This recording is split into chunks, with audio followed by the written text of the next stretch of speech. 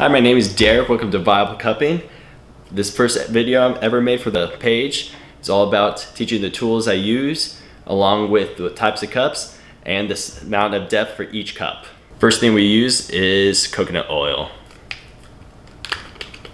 Everywhere we'll be cupping, we're gonna put coconut oil on it. Next, get that coconut oil off your hands. Now when it comes to using silicone cups, I have 4 different sizes. I have an extra large, a medium, and a small. Each could use different types of suction. We could have a very deep suction. All you need to do with it is squeeze it as tightly as you can. Press up against the body and then let it go. Next is a medium suction. And then there's a light suction. You could tell what you need depending on the placement of the body, if you're just gonna leave it stationary or you plan on gliding. Also, how much they can tolerate with it. Each of them can use each of the suctions. It just depends on the need. Next, we're gonna go into using glass. I have an extra large, a medium, and a small. Each of these cups could do the same amount of suction. Some of them are just a little bit more extreme with the depth than others, depending if you want to use it as stationary or you want to use it to be able to glide. With this, a cupping torch is going to be used depending on what you want to use. We have forceps, and what we use with these is we're going to enclose 2 cotton balls or 1 depending on the size of cotton balls. We'll be dipping it in 90% alcohol. We're going to use whatever type of way to light it, wherever you want. From there, I have my fingers on the finger grips and I'm going to point the cup down, quickly put the fire in the cup, and place the cup on the body as quickly as possible depending on how much suction, how much depth I want for it. Then I'm going to put it out and conveniently place the cotton balls in my ashtray or some type of water container. Next, I'm going to use this type of cupping torch. I should also say this is my favorite type of cupping torch that anyone that does cupping should own. Next, I'm just going to use a regular lighter to lit it on fire.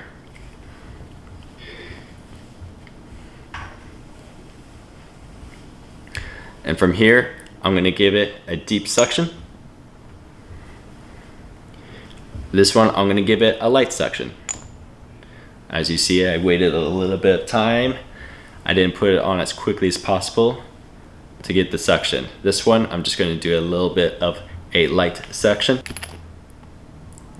There we go. Put it out. And for this, I'm just going to set it in the ashtray with the lid on, just to help keep the smoke down. Now, the difference between having a deep suction, as this one has, means I typically would not move it. Can I? Yes. Should I? Depends on the person. If it feels like nothing and they can tolerate it, and basically they don't have a lot of fibers or a tangle that is basically making it painful to move, then yes, you can use it and it feels almost like a deep tissue massage in this point. A light suction is what everyone can tolerate, just as this light one, and it should be easily able to move the whole body. The only problem with the light suction is it pops off very easily. With a medium suction, as this one, stays on a little bit better, but you can move it and glide it a little bit easier. By moving it, this is where gliding becomes very effective. I should be able to feel a point where it's harder to move it compared to others. Once I find that spot, basically the fibers are all entangled, and so I should just leave it there and let the cup do its job. You could think of this as a pot filled with dirt, and I put the cup on top and it basically reaches 3 inches deep into the body and brings it up to the surface. That dirt is blood stagnation, blood in the body that's not moving, and we're having it redistribute through the body properly. All right, next we're going to talk about different styles of cupping. Now there's many different styles. We're going to talk about 3. Now I've already mentioned 2 of them. stationary cupping, which is as it sounds, we just keep the cup stationary in its position. Now, but along with that is it matters with the depth, also in the part of the body. Now, along with that, it depends on the amount of time the cup should be stationary. Now, I usually don't keep it in the same spot for more than 10 minutes. You have 20 minutes max of working time in that specific spot. If this cup is here, I could probably do 10 minutes of stationary, and then the other 10 minutes could be part of when I glide over it, but that's the max amount of time I work on.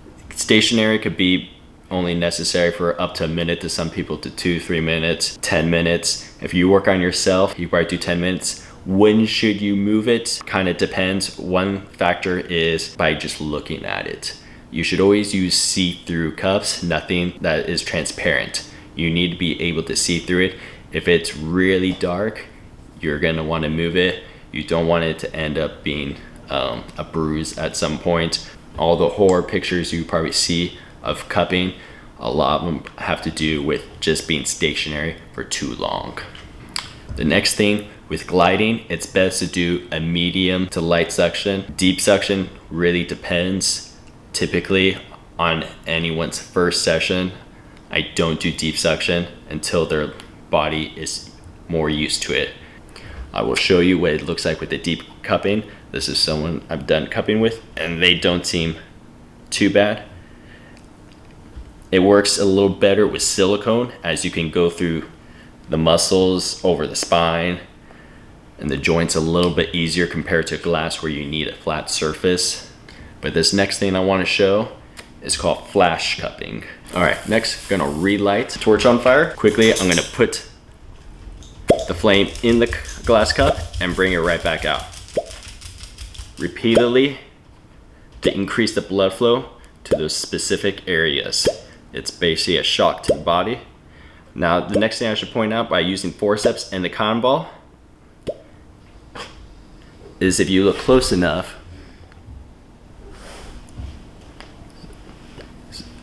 on the body, I left a bunch of soot on the body. It's the only bad part about using forceps with the cotton balls. Suggest you try multiple cupping torches to see what works best. This has always been my favorite. You can use the same method with silicone cups as well. It's just not as comfortable to use it.